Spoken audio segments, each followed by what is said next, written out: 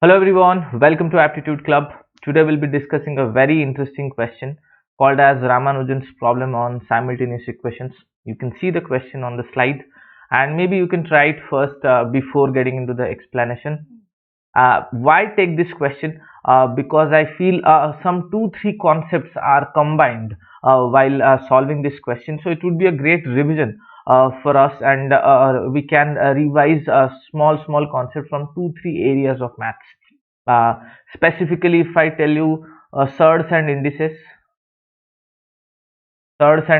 topic will be involved here, and then second factorization and factor theory. Okay, factorization will be involved here, and of course simple equations.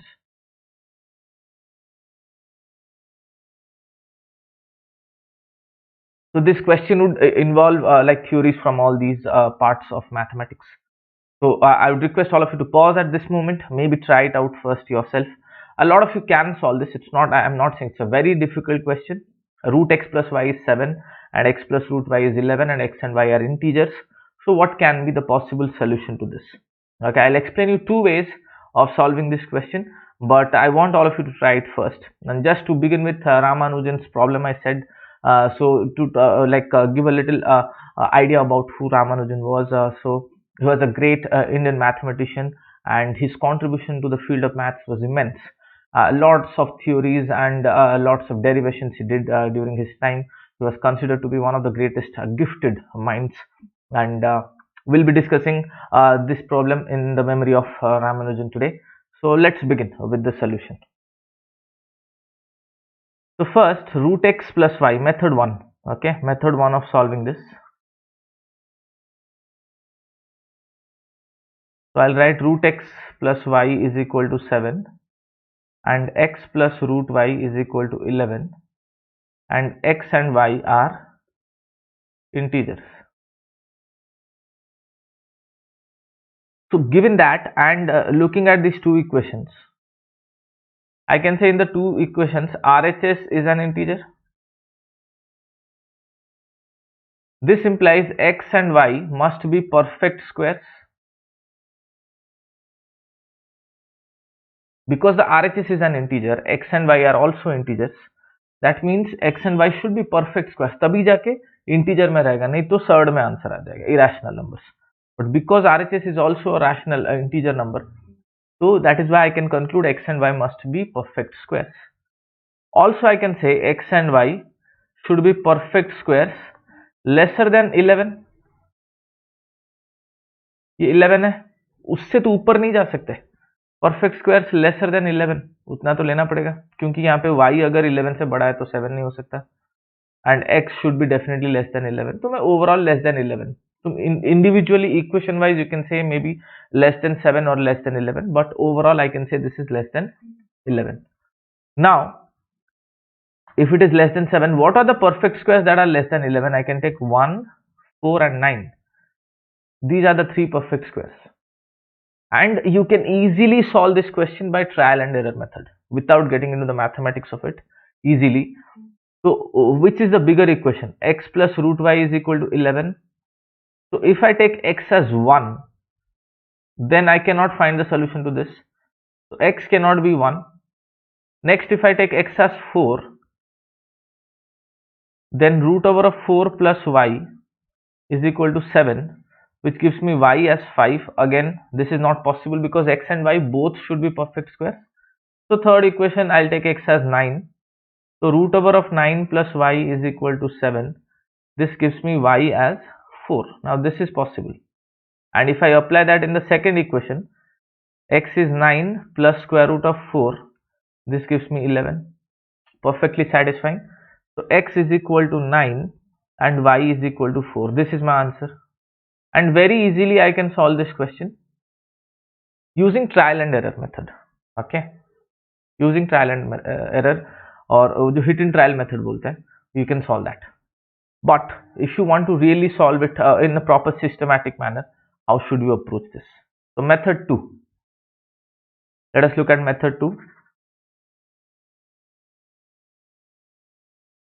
So I have root x plus y. Let me write it here. Root x plus y is equal to 7. and x plus root y is equal to 11. Let this be equation 1 and let this be equation 2. So what you do is just simply subtract equation 1 minus equation 2.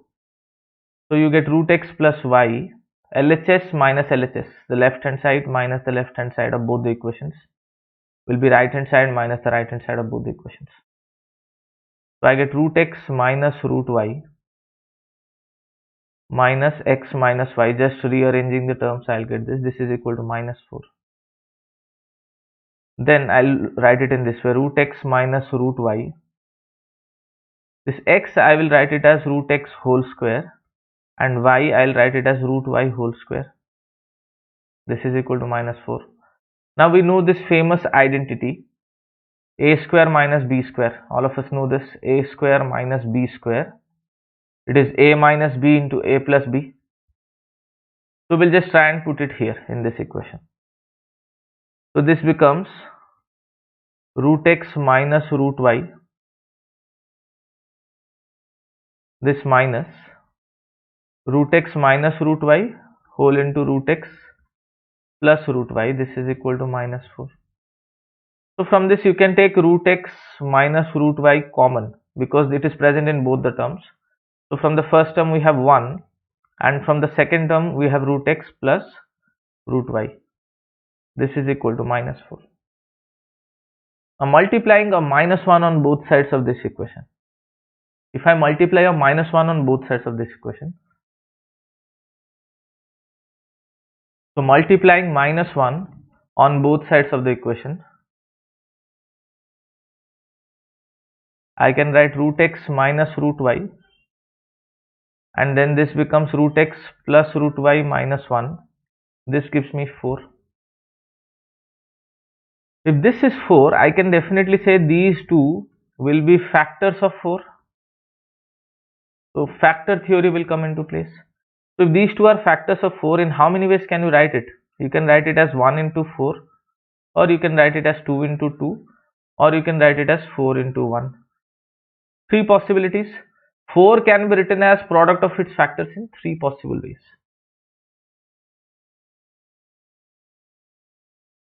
3 possibilities.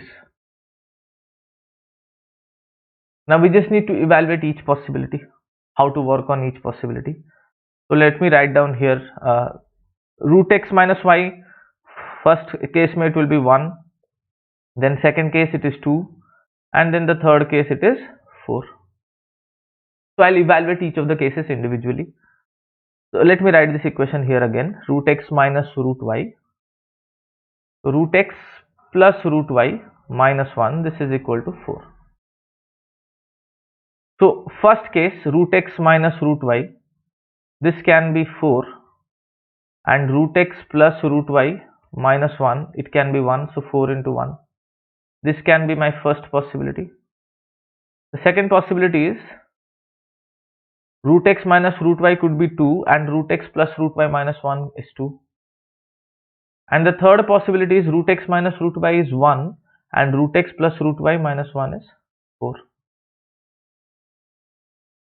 What you do is add these two results.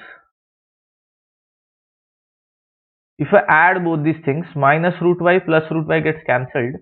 So I get 2 root x minus 1. It will be either 4 plus 1 5 or 2 plus 2 4.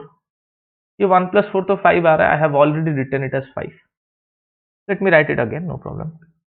So 2 root x minus 1 is either 5 or 4 or 5. This implies 2 root x, it is either 6 or 5 or 6. Or this gives me root x, it is either 3 or 5 by 2. Or this gives me x as 9 or 25 by 4. Now because x is an integer, so we cannot take 25 by 4, thus x is equal to 9. Now this is a commonly used problem solving method. I'm not saying it is only specific to this question. A lot of times while solving linear equations or let's say quadratic equations, we need to come across a situation where we have to factorize and express that equation as a product, and then we'll have to see how many cases are possible. So this is a classic problem solving method that you can learn and you can apply in various like questions and situations. So once I get x is equal to 9, let me put it in any other equation and then check. So once you get x is equal to 9, so we had this equation that root x plus y is equal to 7. So I'll get root 9 plus y is equal to 7, which gives me y is equal to 7 minus 3, that is 4. So once you get y is equal to 4, if I put it in the second equation, x plus root y, it should be 11. So x I got as 9 plus square root of 4. So 9 plus 2, I get it as 11. Perfectly satisfying. Hence I can say x is equal to 9 and y is equal to 4 is our answer. A very like interesting question and a lot to learn in terms of how the concepts are applied in this question. So I hope all of you understood both the methods, hit and trial how to solve, and if you have to solve it proper in a mathematic process, how to factorize and then come to the conclusion and take cases and finally arrive at the value of x. I hope both the methods were clear to you. Very small video on this question dedicated to the very famous mathematician Mr. Ramanujan. So that is it for this video from my end. Hope all of you liked the explanation, and if you watched it this far, do subscribe to the Aptitude Club channel for more such videos. Like the video and share it with your friends, and we'll meet again soon in yet another video. Till then, all of you have a nice day. Bye bye.